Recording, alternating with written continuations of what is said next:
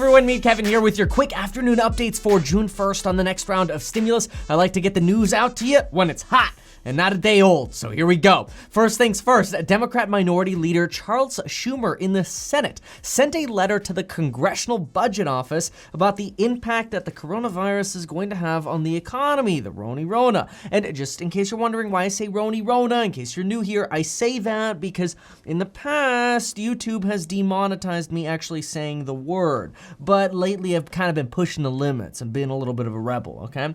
But anyway, this letter that Charles Schumer sent to the Congressional Budget Office asked, hey, what's the impact going to be over the next 10 years or whatever? And so the Congressional Budget Office responded, and this is going to be a big part of the next stimulus check debate, in my opinion, because, well, it has the real economic impacts here, at least as predicted by the nonpartisan Congressional Budget Office. That means they don't take sides. They're the Congressional I don't take sides Budget Office. Anyway, they wrote a letter and said, Dear Honorable Charles Schumer, in response to your letter, blah, blah, blah, blah. Here is our updated projection of what's going to happen to the economy thanks to the Roni-Rona. And when we go to the second page, you'll see that I've already done all my crazy highlighting that I usually like to do for you so that you don't have to read all this boring stuff. And the big thing that you want to look at is right here. Over the 2020 to 2030 period, the total, fancy word for that, output of our economy will be $15.7 trillion less than what we thought it was going to be in January. That works out to a reduction of our economic output of about 3% in total, inflation adjusted, between 2020 and 2030.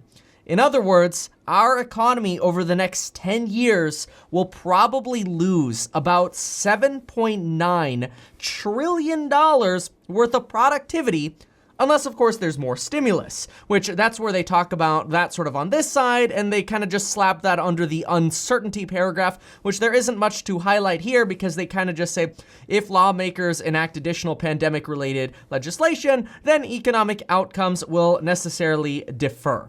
Well, duh.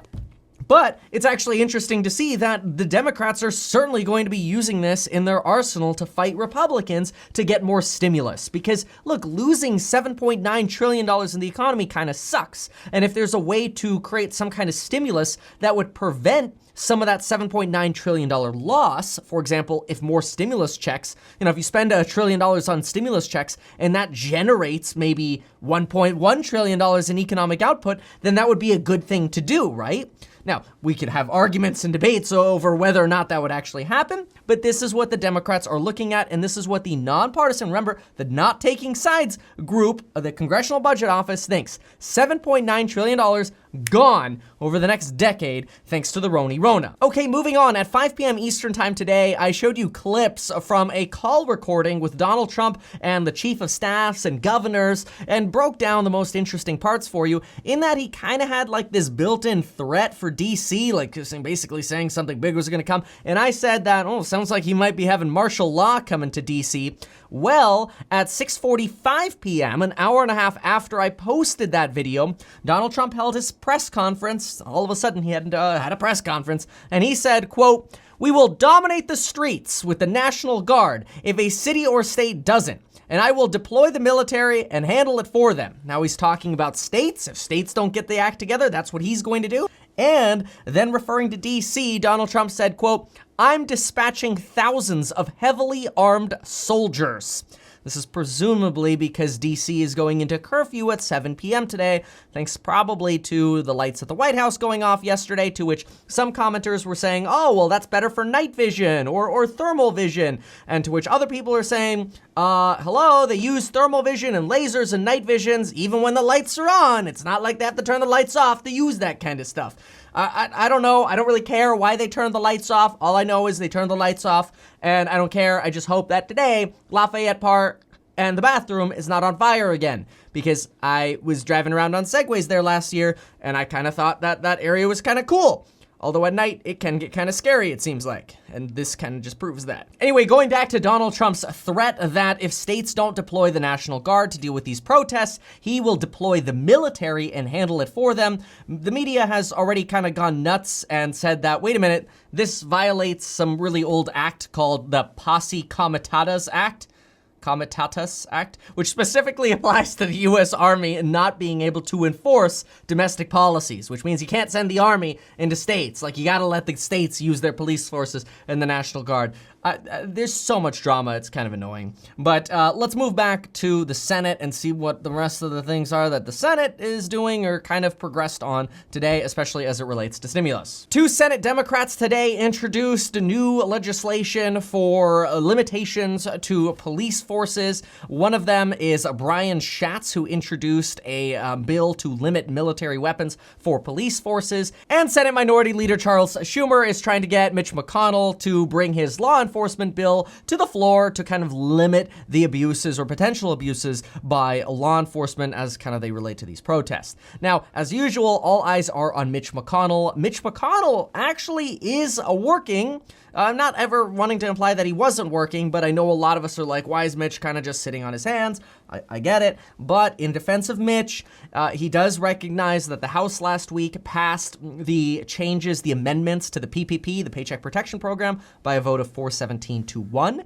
And he is currently trying to find out if they have unanimous support in the Senate to be able to slam dunk that bill as well, send it up to the president, and then that way that PPP bill will get changed. Remember, that PPP bill is really, really good. So if you're a small business, independent contractor, sole proprietor, or you're just a 1099 employee, apply for the PPP. Go to cabbage.com. Not sponsored, I swear. Like, I will tell you, the life insurance link down below, sponsored, okay? The 2 free stocks with Webull when you deposit $100, straight up sponsored. My courses, well, I mean, those are my courses, okay? No, Cabbage, not sponsored. But go to cabbage.com if you haven't done it yet. These PPP changes, which we're expecting to get slam dunk, are really, really good. They take the time that you need to be able to spend your PPP money from 8 weeks to 24 weeks. You get loopholes in case you can't hire your employees back. Great. Excellent changes in the PPP, and also takes that 75-25 restriction and spreads it out to 60-40. If you're interested in the PPP, you already know about that. Covered it in other videos. And now let's leave it off with what Ed Markey says about Donald Trump. You could read it here for yourself. This is probably the most severe slam we have seen from a member of Congress against Donald Trump. Basically indicate, well, I mean, he's pretty bluntly saying that Donald Trump is fueling racist hate and violence in our country. And I think this just goes to underline the political divisiveness in our country. I'm not showing this to take sides. I'm showing this because this is probably the most blunt that we have seen anything from a member of Congress. All right, folks, well, there you have a Monday update on the next round of stimulus. This is, I mean, actually not terrible for a Monday. We got new reports in, we got McConnell working on stuff, we got Democrats working on stuff, so stuff is happening, which for Congress, look, it's still painfully slow. Like, I'm right there with you, like, this is ridiculous. Like, make sure you subscribe. When you subscribe, we can empathize together, right? But anyway, it's better that they're doing something compared to, well, Congress is all recess and they're not even there. So at least they were there. Let's see how the rest of the week blows over. Thank you so much for watching, folks. We'll see you soon.